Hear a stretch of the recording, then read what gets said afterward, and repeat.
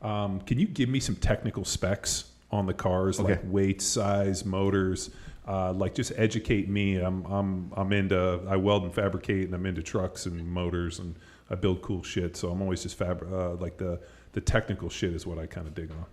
For sure, yeah. So we're engine-wise, it's 2.2 liter twin turbo V6, 700 to 750 horsepower, 750 with our on road courses. We have a boost button for better racing. So we have the ability to use 50 horsepower extra boost during the race for 200 seconds.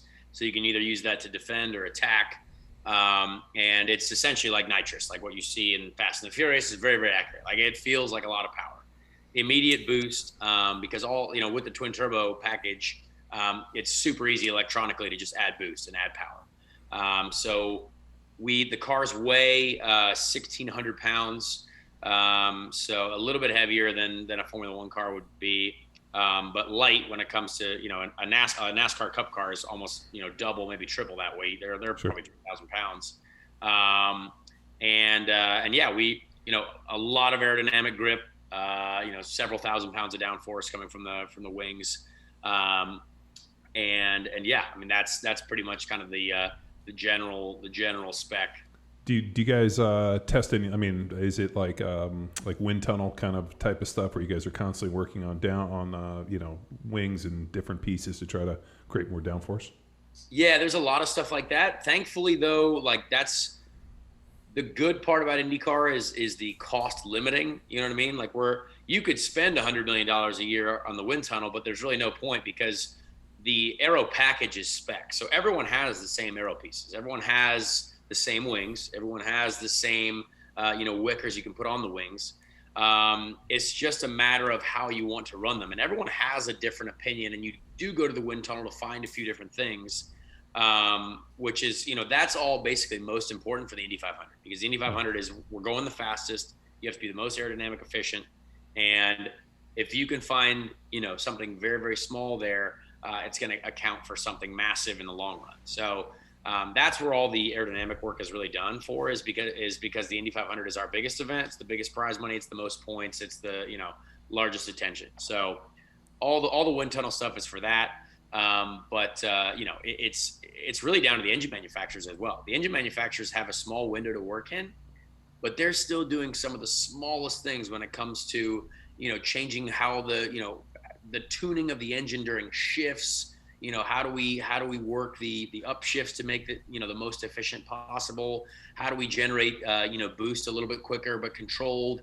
There's several things on the engine where there's no traction control, there's no limitations of any kind electronically, but Chevy can go in and tune how the boost builds to basically help us with traction. So it's not traction control, but there's a lot of things that they do all the time to work on how do we go faster? Because when we show up in Nashville at our next race, August 8th, we're gonna be looking for tenths of a second. On the Formula One grid, P1 to P20 is probably 3 seconds, 3.5 seconds. For us, P1 to P28 is going to be 1.1 seconds. You know what I mean? So you're looking for the smallest of gaps, and there are usually like 6 to 7 cars when you're like P4 to P10, all within the exact same tenth of a second. So it's very, very, very competitive. Is the platform of the motors the same? I mean, so like Chevy goes and gets to make their 2.2 twin turbo motor, and then Honda does. I mean, do they have a general spec and then they work within, or are they just like, hey, we're running, I don't know, multiple valves, more cams? I mean, I'm just wondering, is it based on cubic inches and they can design their own, or liters, or then they design their own platform, or does somebody sit down and be like, hey, we're going to standardize the platforms? Yeah, it's a standard platform. It's pretty well controlled, only because, again, for cost limitation, right?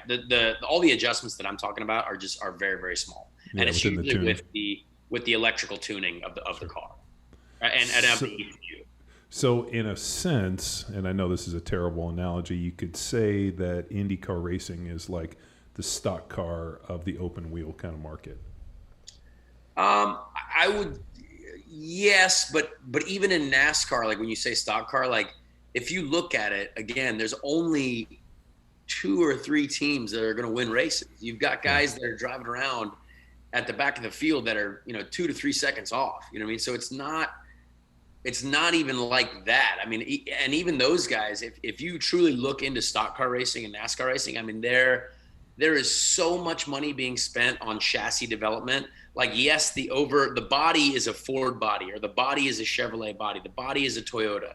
And those guys have developed a ton of aerodynamics in the wind tunnel with their bodies. But realistically, so much of their development comes from the chassis and what they've found in the wind tunnel from the chassis. And so realistically, it's even more competitive and more locked down regulation wise than NASCAR. And that's actually what NASCAR is going to next year with their new car. They're trying to make it more competitive. They're trying to make it more like IndyCar. They've actually got the designer of the IndyCar to make the NASCAR chassis, Daly. So like it's something that is basically what everyone is going to, because we want to see, like, everyone in America wants to see the most competitive stuff out there, right? And if it's not as competitive as it could be, how do we make it more competitive? Well, there's also a difference. You have to be able to go right and left. They can only go left. Yeah, exactly. I mean, that's why they probably struggle when they come over. I was wondering if you guys get NASCAR guys. I mean, Tony Stewart. Yeah, they can only go left. I mean, he's got to go right and left. I mean, he's like they're like ambi-turners, like Zoolander. Yeah, I mean, Tony was one of the best to ever live, for sure, and he could do both. And right now we've got Jimmy Johnson. Jimmy Johnson's running full time in IndyCar, and he has really struggled. He is having a very, very difficult time, finding the speed on the road courses. And NASCAR does 2 road courses a year, but they do so many races that they get lost. People don't really realize that they do road course racing, right? But 2 out of 36 races is not a lot. So it's something that I respect the heck out of Jimmy for doing, because he went from being literally the best, the most successful NASCAR driver ever, to coming to IndyCar and almost qualifying last for every race. You know what I mean? So like it's something that is tough, and he's doing a great job trying to learn.